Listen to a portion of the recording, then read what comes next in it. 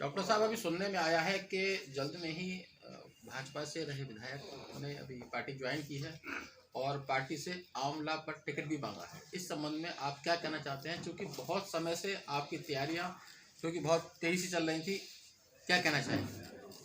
साथियों, पत्रकार साथियों, आप मेरे पास आए, इस बात के लिए हम सब पत्रकार साथियों को धन्यवाद देते हैं, क्योंकि पत्रकारिता भी समाज की,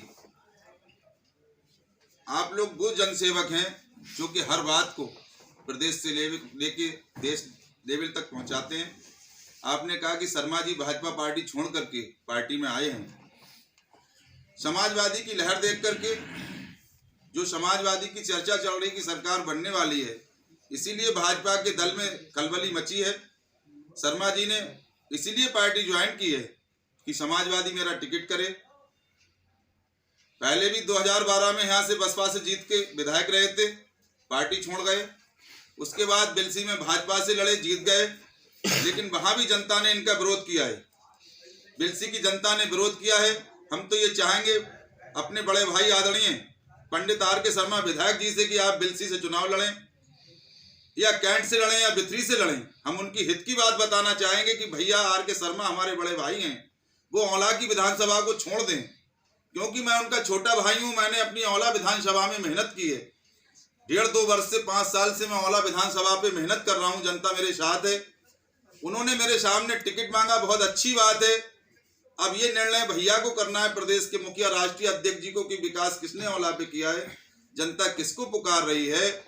हम भैया आर के शर्मा जी से और राष्ट्रीय अध्यक्ष जी से कहेंगे कि औला पे ये बात कहने में कोई दोहराए नहीं है। कोई पंडित आर के शर्मा जी का हम पत्रकार साथियों से चाहेंगे आप क्षेत्र में जाएं, सर्वे करें। उनका विरोध हो रहा है, फेसबुक पे विरोध आना शुरू हो गया है। शर्मा जी से हमने पहले भी कहा था, उन्हें सलाह देना चाहेंगे, बिथरी से लड़ लें चाहे कैंट से लड़ लें, वो चुनाव जीत जाएंगे, क्योंकि उनका वहां विरोध नहीं है। औले पे विधायक रह के जा चुके हैं, और जो साथी जिस विधानसभा पे विधायक होता है उसका कहीं ना कहीं बुराई हो जाती है। ये हमारे पार्टी हित को नुकसान हो सकता है। हम पार्टी हित की बात करते हुए कि समाजवादी का किसी सीट पर नुकसान ना हो, इसलिए हम राष्ट्रीय अध्यक्ष, युवाओं के हृदय सम्राट, उत्तर प्रदेश के विकास पुरुष माननीय अखिलेश भैया से भी निवेदन करेंगे कि भैया सर्वे करा करके टिकट देना, क्योंकि आपने हर बार में यही कहा है माननीय अखिलेश भैया ने कि मैं टिकट उसको दूंगा जो सर्वे में फर्स्ट रहेगा। इसलिए शर्मा जी ने टिकट मांगा है औले से। हम बार बार पुनः ये कहेंगे कि औले की विधानसभा को छोड़ दें। हम नेताओं से निवेदन भी करेंगे, नेताओं के पैर छू सकते हैं, हम भैया आर के शर्मा के पैर छू सकते हैं। हमारे संगठन के लोग भी इस टिकट से संतुष्ट नहीं है। 2017 में अंतिम समय में पार्टी ने पूर्व विधायक जी का टिकट काटकर यहाँ पर दूसरे प्रत्याशी को लड़ाया था, और इस बार भी ऐसा ही हुआ। तो क्या पार्टी अंतिम समय में ये सब फेरबदल करती रहती है?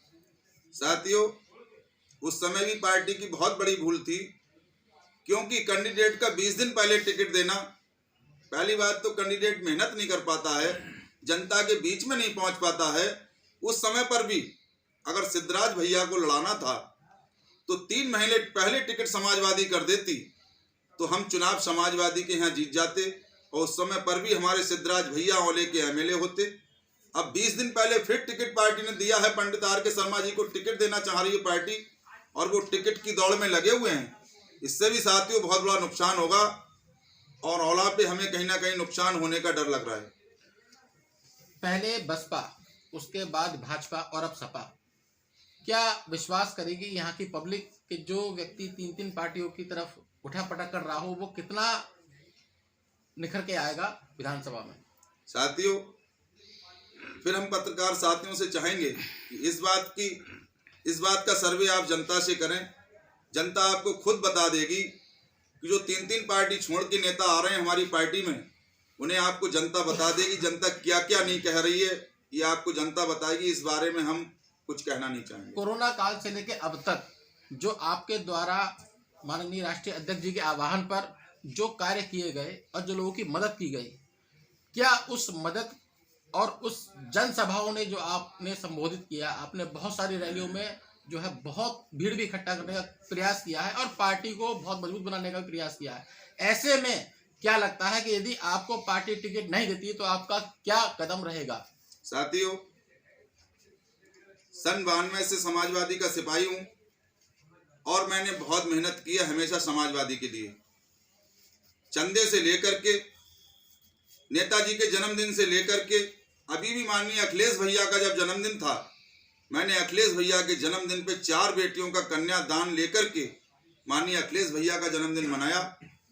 और औला विधानसभा पे कोरोना काल से माननीय अखिलेश भैया के आह्वान पर प्रदेश के मुखिया, युवाओं के हृदय सम्राट माननीय अखिलेश भैया ने आह्वान किया था कि मेरा जहां भी कार्य करता है गरीबों की मदद करे।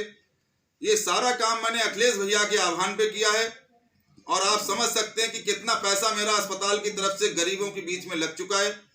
विधायक जीतने के बाद औला पे इतना विकास नहीं करा पाएंगे जो मैंने जाके गरीबों के बीच में किया है। टूटे हुए रोड मैंने सही कराए हैं, मृतक आश्रितों की मदद की है।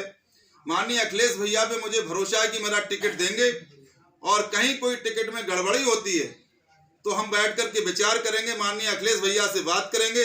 लेकिन हाँ, ये हमें भरोसा है कि जनता हमारे साथ है, जनता आना शुरू हो गई है। हम औला से चुनाव लड़ेंगे और हम निर्दलीय जीत करके माननीय अखिलेश भैया को मुख्यमंत्री बनाने का काम करेंगे। डॉक्टर साहब, आप किन मुद्दों को लेकर चुनाव लड़ेंगे? साथियों, मुद्दे आप समझ सकते हैं। अभी हमने ऐसी कोई जाति नहीं है जिसमें मदद नहीं की है। अभी हमारी ठाकुर समाज की बहन ज्योति ठाकुर समाज हमारे औला में बहुतायत में है और ठाकुर समाज का वोट भी मेरे साथ बहुतायत में है। मेरे साथ लोधी समाज, गुप्ता समाज, अग्रवाल समाज, विश्वकर्मा, शर्मा, जितनी जातियां औला के अंदर निवास करती हैं, मौर्य समाज, यादव, मुस्लिम, जितनी जातियों का वोट है, सबसे ज्यादा जाटव समाज का वोट मेरे साथ है। मैंने हर जाति की मदद की है।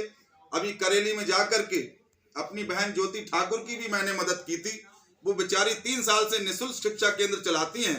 मैंने जो औला में मदद की है उस मदद के मुद्दों को लेकर के ही हम चुनाव लड़ेंगे और मुझे भरोसा है जनता पर कि जनता मुझे औले से विधायक बनाएगी और भारी वोटों से जिताएगी। और विधायक बनने के बाद मैं भगवान से दुआ करूंगा कि मुझे घमंड ना दें, मुझे क्रोध ना दें। मैं विधायक बन के नक्शेबाजी में रह के जनता की सेवा नहीं करूंगा, मैं जनता की सेवा सेवक बन के करूंगा।